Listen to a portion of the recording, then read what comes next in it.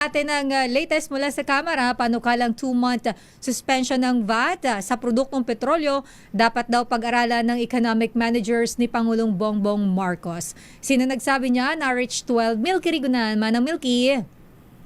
Lakay at Sister L, dapat pag-aralan ng mga economic manager ni Pangulong Bongbong Marcos ang pagsusindi sa pagpapataw ng value-added tax sa mga produktong petrolyo sa loob ng 2 buwan. Panukala ito ni Marikina Representative Miro Kimbo, Chair ng House Ways and Means Committee, para maibsan ang pasanin ng mamayan sa mataas na pressure mga pangunahing bilihin epekto ng oil price crisis. Ayon kay Kimbo, ang 2-month suspension on that ay magsisilbing breathing space o makakahinga pansamantala ang consumer habang humahanap naman ng pangmatagalang solusyon ang gobyerno. Sinabi ni Kimbo, ang suspensyon ng 2 buwan sa ipinapataw na VAT ay feasible intervention para mabigyan ng benepisyo ang mga consumer. Paliwanag ni Kimbo, ang mawawalang revenue ng gobyerno ay ma-offset sa kinita ng pangalaan sa first quarter ng taon. Dagdag pa ni Kimbo, kapag nakuha na ang threshold sa koleksyon ng VAT, pwede ikonsidera ang suspensyon nito dahil meron namang windfall profit ang pamahalaan. Matatandaan inaprumahan ni Pangulong Bongbong Marcos ang pagtanggal ng excise tax sa LPG at kerosene, pero wala pang desisyon sa gasolina at diesel. Ako si Milky. Oy, Manang Milky. Yes, Sakay. Abay, narinig mo yung interview natin kay Attorney Salvador Paulo Panelo Jr., ha? Abay, ang sinasabi na ang pag-testify daw nitong si Ramil Madriaga, may kapalit na. Kapag siya ay naging state witness, siya ay palalayain mula sa kulungan. Alam mo na kayo yung sa testimonya niya, meron siya ring pagkakataon na magpaliwanag kahapon. Ang sabi niya ay baka daw isipin na yung pagsasalita niya, pagharap niya sa Justice Committee ay merong kapalit. Ang sabi niya ay walang kapalit at wala rin siyang hinihinging kapalit kung sakasakali. Ang kwento dito, Lakay at Sister L, bago yung testimonya ni Ramil Madriaga, nagsalita muna itong si Congresswoman Leila de Lima dahil 2025 November ay sinulatan daw siya nitong si Madriaga. So ilang beses daw siyang kinausap din ng abogado ni Madriaga, pero hindi siya, kumbaga parang hindi niya pinapansin eh. Pero nung nakita niya yung binasa ulit yung testimonya, mga sulat, nagdesisyon siyang dalawin sa BJMP facility. Yun daw yung first and last lang pagkikita.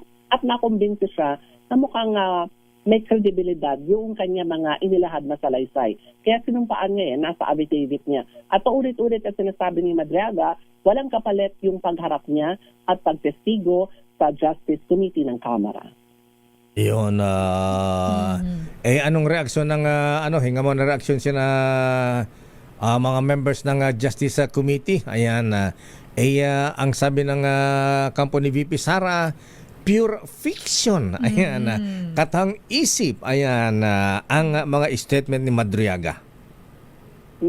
Ang sabi naman kahapon after ng hearing, Lakay at Sister L, nagkaroon ng briefing o kaya ay press con na maiksi lang naman sina Congresswoman Jervy Luistro, Representatives Joel Chua at si Terry Ridon. Yung pagsasabi kung talagang credible yung naging statement o salaysay nitong si Ramil Madriaga, ang Senado na ang susuri dyan. Kasi ang gustong ipaliwanag nga ng House Justice Committee, hindi sila yung magpapasya. Hindi, kumaga yung kanilang pagdinig ay hindi magsasabi na merong kasalanan o hindi. Kumbaga ay nilalatag lamang nila kung ano-ano yung mga ebidensya. At bahala na kung maitatawid nga daw ito sa Senado at ang impeachment court, ang Senado na ang magsasabi kung totoo ba o hindi yung sinasabi ng Madriaga at nung ilan pang mga ebidensya, dokumento na ipipresenta ng Justice Committee. Ayan na, pero parang impeachment court na kahapon. Para ka naman, nasa Senado na. Anyway. Pero magaling din naman si Congresswoman Jervy Luistro, pinipigil niya pag alam niyang medyo leading na yung question. At sabi niya ay hindi papayagan ng komite dahil clarificatory questions lamang ang papayagan niya. Uy, speaking of Congresswoman Jervil Luistro, Manang Milky, ha? Ayan, kinukumusta siya ng kanyang mga kababayan sa Barcelona, Spain, ha? Sa Market Hotel. Sina Edlin Bautista ng Mindoro at sina Danny Escalona. Ayan. At si Santi Santiago. Ayan. Mukhang yan yung mga nakachikahan mo ah. Ayan, yung mga bubwit. Alam mo, Manang Milky, sila kayo nagbakasyon lang, naganap pa ng bubuit eh, no? Oo. Alam mo naman pag nakakwentuhan natin mga kabayan natin marami mga kwento Ayan. So asahan namin Lakay at ni Sister L na meron kang pasalubong sa amin. Actually, Manang Milky, naantay ko kahapon, wala.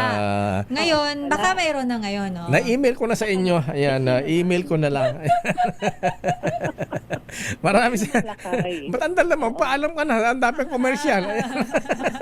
Lakay, maganda sa Spain, yung mga pamaypay, mainit ngayon. Di Kaya ganun nga, ako, Manang Sister Milky. L. Hindi. Dahil mainit ang panahon ngayon na pwedeng mag-topless. Ayan. Huliin tayo. Sa loob ng bahay. Sa loob ng bahay. Huwag sa labas. Ayan. Bawal pa si Sister L Lakay. Ay, oo Galing nga. ang kanyang life. Live po. Ayan. Naniniwala yung mga tao sa inyo eh. Okay nga Rod. Maraming salamat, Manang Milky. Balik sa'yo Lakay at Sister L.